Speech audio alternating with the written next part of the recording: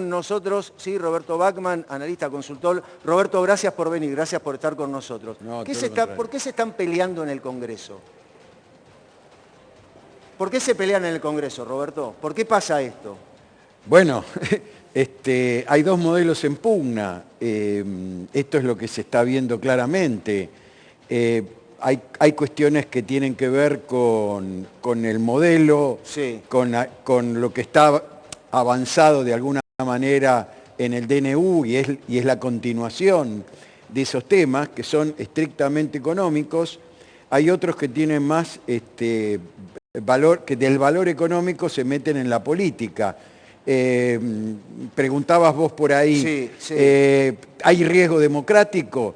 Y una ley que te aprueben, una ley de emergencia económica, que le permita al presidente por 2 años dictar decretos que tienen que ver con la economía, sin intervención del Congreso, con darle la opción de 2 años más, le están dando toda una presidencia con la posibilidad ni de DNU. O sea que a puro decreto, digamos que haga lo mismo que hizo Martínez de Oz en la dictadura militar. O sea, que está en juego la democracia para usted con esta ley ómnibus. ¿Para usted está en juego? No es que esté en juego la democracia, pero hay muchos elementos relacionados con la democracia que son muy peligrosos y especialmente hoy que la Argentina en este año justamente, fines del año pasado, festejó 40 años ininterrumpidos de democracia, estas cosas no caen demasiado bien. Tampoco cae demasiado bien el DNU en muchos diputados y en muchos políticos.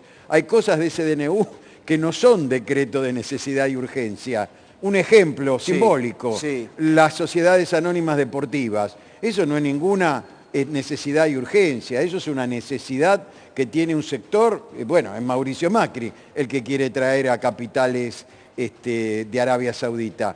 Pero me parece que hay cosas que son para discutir, hay cosas que son importantes y sería bueno que salgan. Están todos esperando que haya blanqueo, que haya moratoria, que haya una ayuda a las pymes, pero cuidado porque también esto de liberalizar todo, fíjate lo que está pasando en este momento, ¿no es cierto? Que falta mercadería, los precios están enloquecidos. Bueno, y esto recién empieza, ¿eh? Bien. Esto recién empieza, enero, febrero, marzo, van a ser meses terribles y el dólar se está disparando, el blue y los financieros. Bien, estábamos viendo recién lo que sucedía en el Congreso. Acá está el diputado Arjol, ¿sí? Arjol, está en juego la democracia, lo están diciendo varios. Hay sectores, más allá de qué partido, más allá de qué lugar, varios están hablando con respecto a esto, de la situación, del riesgo de la democracia, Arjol. Mira, Carlos, escuchándolo a Roberto, no sé si la palabra está en juego la democracia. Creo que lo que hay sí en el decreto es una delegación que siempre es discutible. Digo, hoy el PJ, que votó delegaciones en el gobierno anterior, viene a plantear casi una reconversión al respeto irrestricto de las facultades del Congreso. No creo ni un extremo ni en el otro, creo en la necesidad. Y de hecho, los secretarios que estuvieron hoy, una de las primeras intervenciones que dieron las posibilidades de modificaciones fue justamente el tema del plazo. Bueno, yo creo que hay que ir a un punto medio en donde hay que dar en este contexto de tanta emergencia algunas facultades al gobierno, pero obviamente no desprenderse de la totalidad. ¿Cuál es el punto medio? El punto medio es lo que hicimos, por ejemplo, cuando se votó las facultades delegadas en el caso en el gobierno de Mauricio Macri, en donde luego se terminaron de esas facultades. Entonces creo que ese camino a la normalidad en un país que necesita, como lo decía anteriormente, en una crisis como nunca, es necesario discutir esto, obviamente con un Congreso que es el que le tiene que dar sustento a que estas decisiones no sean golondrinas de verano, ¿no? Bien, Miguel, más allá de lo que estamos viendo y más allá de lo que escuchamos recién, ¿qué pasa con esta ley? ¿Sale o no sale? ¿Qué dicen en el gobierno con respecto a esto, Miguel? Lo que esperan en el gobierno es, después de dar a conocer todas las explicaciones y tener las preguntas de los diputados, llegar a ese proceso de votación en el que va a haber un sector de la política que se supone que es el que puede estar a favor o en contra, porque Unión por la Patria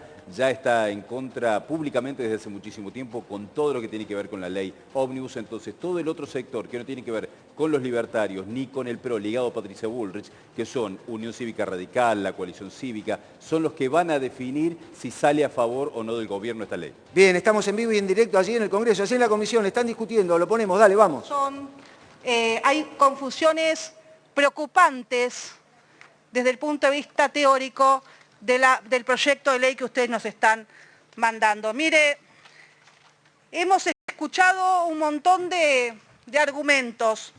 Creo que se está perdiendo la posibilidad de que ustedes nos respondan porque todo termina siendo una argumentación política, que a algunos nos dejará satisfechos, pero en definitiva nos va a faltar los insumos para seguir trabajando. La pregunta es, en este sentido, me preocupa las privatizaciones, me preocupa el tema de la venta de acciones, que está también, que me gustaría que me lo explique, en el artículo 9, donde se faculta al Estado Nacional a proceder a la enajenación de las participaciones accionarias o de capital que tenga el Estado Nacional en empresas privadas. Quisiéramos tener un listado de cuáles son esos activos como para poder tomar conocimiento.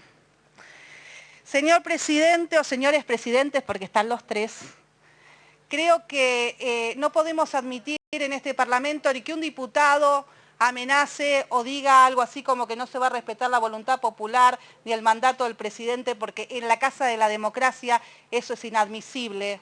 Yo no pienso lo mismo que Milei, pero voy a hacer lo posible para que Milei le entregue la banda presidencial a otro presidente de la democracia, porque por eso juramos. Y las argumentaciones destituyentes no tienen que ver con esta, que es la casa de todos. Y de la otra manera le pido que le digan al vocero presidencial que los diputados no somos culpables si el dólar sube o el dólar baja, que estamos desde que nos llamó el presidente de la Cámara poniendo lo mejor de nosotros para sacar adelante una situación que sabemos dolorosa y triste para los compatriotas que estamos representando. Muchas gracias.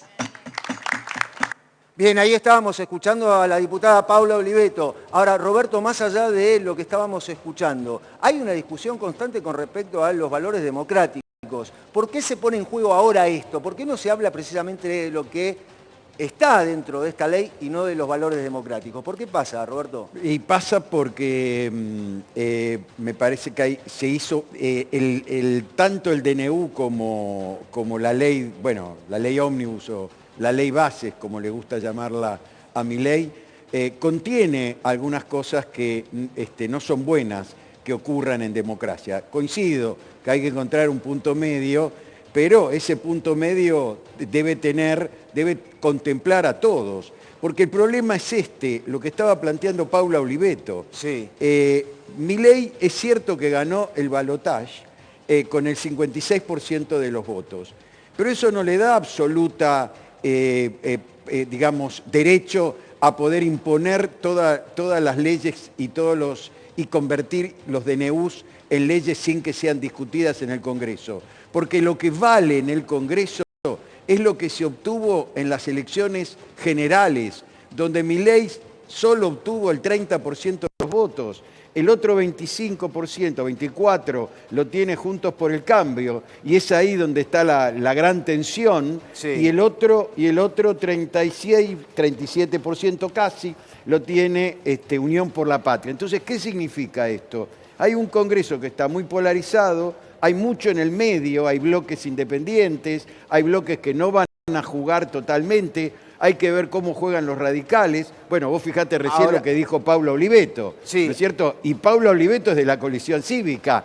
O sea que acá hay estas dudas de querer confundir todas estas cuestiones, se las entiende como un juego que está no demasiado dentro de las reglas, vamos a ponerle otro nombre para no hablar de democracia o no democracia, a las reglas republicanas. Bien.